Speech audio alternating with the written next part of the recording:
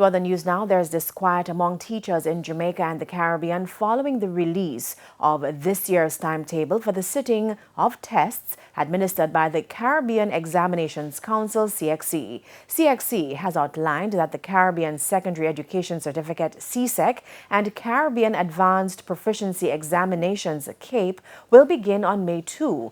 But the Caribbean Union of Teachers, CUT, wants the tests pushed back by at least 3 weeks. It has returned to the region and to the lives of our students and other citizens. The reality on the ground, this is not so.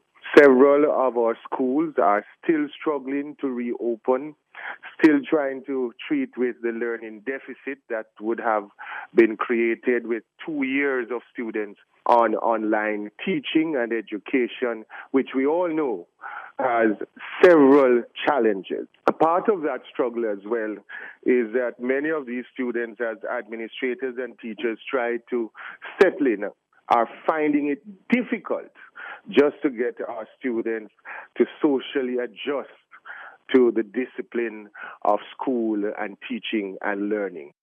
CUT President Dr. Garth Anderson says the CUT would like some of the concessions made by CXC last year to be again instituted.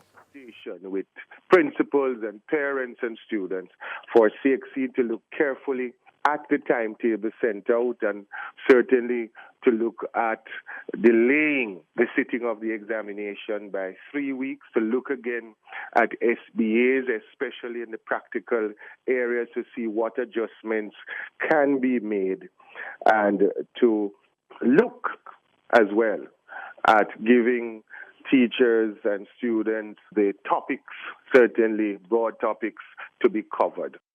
The CUT has since requested a meeting with the Council for Human and Social Development to examine further recommendations.